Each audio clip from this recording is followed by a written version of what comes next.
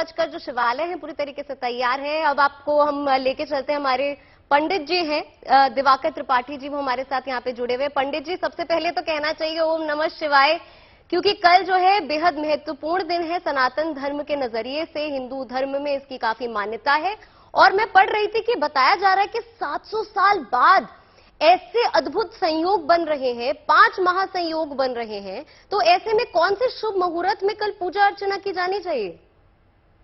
जी नमस्कार, और जीएनटी के सभी प्यारे दर्शकों को महाशिवरात्रि की ढेर सारी शुभकामनाएं जीएनटी की पूरी टीम की तरफ से। देखिए, बहुत ही सुंदर मुहूर्त, बहुत ही सुंदर संयोग का निर्माण हो रहा है कल। और बृहस्पति, शिव पुराण में वर्णित भी है कि जब देव गुरु बृहस्पति मीन राशि में गोचर करते हैं तो वो उस वर्ष जब फाल्गुन मास की चतुर्दशी तिथि को महाशिवरात्रि मनाया जाता है तो उसका अक्षय फल प्राप्त होता है। क्योंकि हम जब जो भी पुण्य कार्य करते हैं, जो भी अनुष्ठान करते हैं, कोई भी धार्मिक कृत्य करते हैं तो उसका जो शुभ लाभ प्राप्त होता है, शुभ फलों की वृद्धि होती है, वह देव गुरु बृहस्पति के प्रभाव से बढ़ जाता है।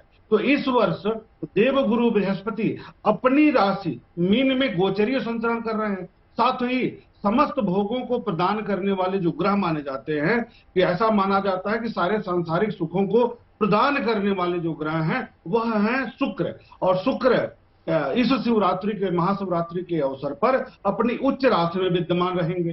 साथ ही शनि भी सस नामक पंच महापुरुष योग का निर्माण करते हुए अपनी राशि कुंभ में विद्यमान रहेंगे। तो इस तरह की स्थितियां सैकड़ों वर्षों के बाद आती हैं, लेकिन सबसे बड़ा महत्व बताया गया है जिसका जिक्र शिव पुराण में है जी। कि अगर देव गुरु बृहस्पति मीन राशि में रहते हैं तो उस वर्ष महाशिवरात्रि के पर्व का अनंत गुना फल प्राप्त होता है। तो बहुत ही सुंदर संयोग का निर्माण कल हो रहा है।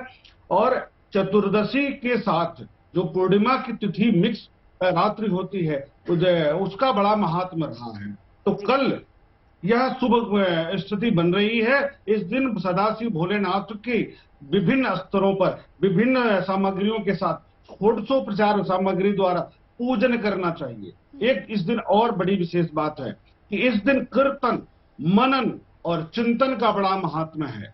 व्यक्ति को एकांत भाव से मनन करना चाहिए, रात में जागरण करना चाहिए, भगवान भोलेनाथ माता पार्वती का विशेष रूप से पूजन करना चाहिए। इसमें बहुत बड़े पूजन की आवश्यकता भी नहीं होती। इसमें सबसे बड़ी जरूरत पड़ती है कि आप खूब कीर्तन करें, मनन करें और उनके किसी एक मंत्र का, ओम नमः शिवाय, इस मंत्र का ही जितना हो सके उतना जप करें।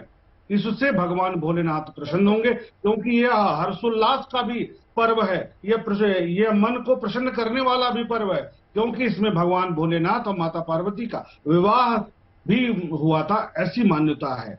और यह तिथि इसलिए भी महत्वपूर्ण है क्योंकि जो 12 ज्योतिर्लिंग है उसकी उत्पत्ति भी इसी दिन मानी जाती है, ऐसी मान्यता है, ऐसे धार्मिक शास्त्रों में वर्णन है इसका। इस तरीके से जो कल का मुहूर्त है, महाशिवरात्रि का जो पर्व का मुहूर्त स्थिति बन रही है, यह सैकड़ों वर्षों के बाद इस तरह की स्थितियां उत्पन्न होती हैं।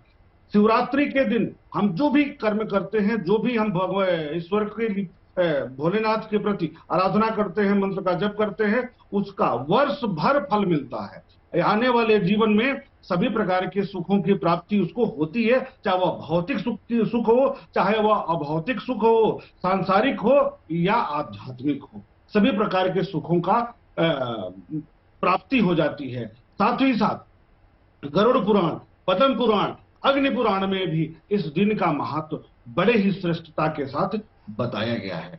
इस दिन आप अपने किसी बड़े स्थल पर नहीं जा पा रहे हैं तो क्षेत्रीय स्तर पर भी जहां भी स्वयंभू शिवलिंग है, जहां भी भोलेनाथ का प्राचीन मंदिर है, वहां पहुंचकर बेलपत्र, धतूरा, भांग, इन वस्तुओं से भगवान का श्रृंगार करें, भगवान को अर्पित करें, तो निश्चित तौर पर भगवान भोलेनाथ की परम कृपा प्राप्त होगी। माता पार्वती का ध्यान करें, माता के किसी मंत्र का जप करें, जागरण करें। इस दिन जागरण का विशेष महात्म शास्त्रों में बताया गया है।